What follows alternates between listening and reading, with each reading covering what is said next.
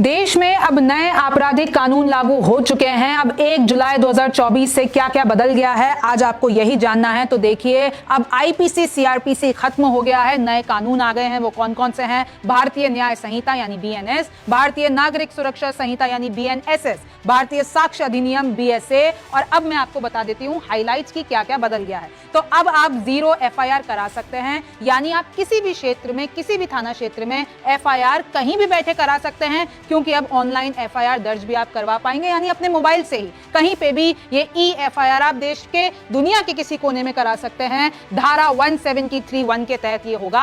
अब देखिए, mobile phone पर संदेश के जरिए समन भी आएंगे, यानी पूरा डिजिटलाइज्ड हो जाएगा पूरा मामला। अपराधों के वारदात स्थल की अनिवार्य वीडियोग्राफी होगी, यानी जरूरी होगा कि वो जो वारदात स्थल है उसकी वीडियोग्राफी हो, ताकि ट्रांसपेरेंसी आ जाए पूरे जस्टिस के प्रोसेस में। मुकदमा पूरे होने के 45 दिन के भीतर आएगा फैसला, यानी अब तारीख पे तारीख कोई नहीं देगा।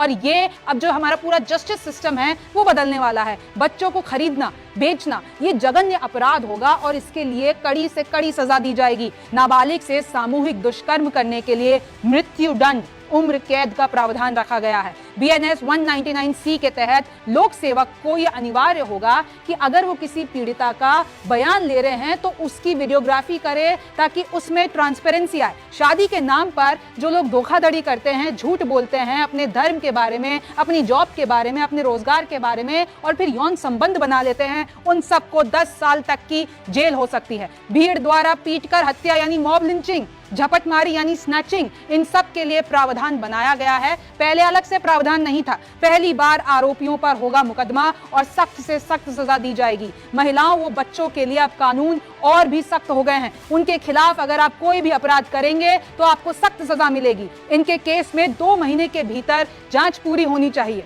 लैंगिकता की परिभाषा में ट्रांसजेंडर भी अब शामिल हो गए हैं। फरार घोषित अपराधियों, यानी जो भगौड़े जो देश से भाग जाते हैं अपराध करके, उनकी विदेश में संपत्ति जब्त कर ली जाएगी। फरार घोषित अपराधियों के बिना ही अब सुनवाई शुरू हो जाएगी। उसके बाद पहली बार जो लोग अपराध करते हैं, जो पहली बार के अपराधी हैं, उनके लिए न्यूनतम सजा को कम किया गया है और दंड के रूप में उनको सामुदायिक सेवा कराई जाएगी। यौन उत्पीड़न के मामले में 7 दिनों में जांच होना अनिवार्य है, पूरी करनी होगी। पुलिस और अदालती कार्रवाई का पूरा कंप्यूटराइजेशन, जैसे कि मैंने आपको बताया, चाहे वो एफआईआर हो, चाहे वो गवाह हो, अभियुक्त हो, विशेषज्ञ हो, पीड़ित अदालत में वर्चुअली पेश हो सकता है, यानी अपने वीडियो कॉल के थ्रू वो लोग पेश हो सकते हैं, डिजिटल सबूत दिखा सकते हैं। 7 साल या उससे अधिक सजा के मामलों में फॉरेंसिक जांच अनिवार्य है, यानी ट्रांसपेरेंसी। देखिए, आप ब्रिटिश काल के राजद्रोह को अब देशद्रोह में बदला गया है। आतंकवादी कृत्यों के लिए उम्र कैद व मृत्यु दंड की सजा है। गवाहों की सुरक्षा के लिए गवाह संरक्षण योजना लागू की जाएगी, नया है। पहले मैं आपको बता दूं, आईपीसी में आपको बता दूं 511 धारा यानी 511 धाराएं थी और अब ये धाराएं 358 कर दी गई हैं। आईपीसी धारा 144 आपको पता है, सेक्शन 144 अब वो बदल के 187 हो गया है, जो कि है गैर कानूनी सभा।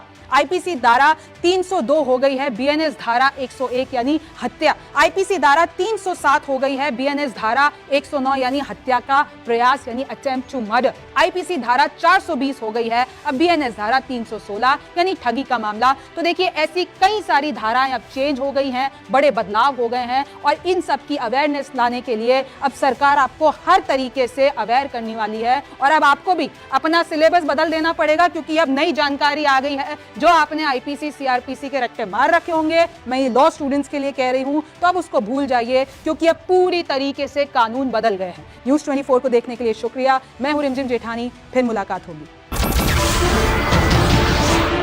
नमस्कार, मैं हूं मानक गुप्ता। अगर आपको हमारा ये वीडियो पसंद आया हो तो इसे लाइक और शेयर जरूर करें, और हां, हमें सब्सक्राइब और फॉलो करना ना भूलें, ताकि आप देश और दुनिया की कोई खबर मिस ना करें। तो जुड़े रहिए हमारे साथ और देखते रहिए न्यूज़ 24।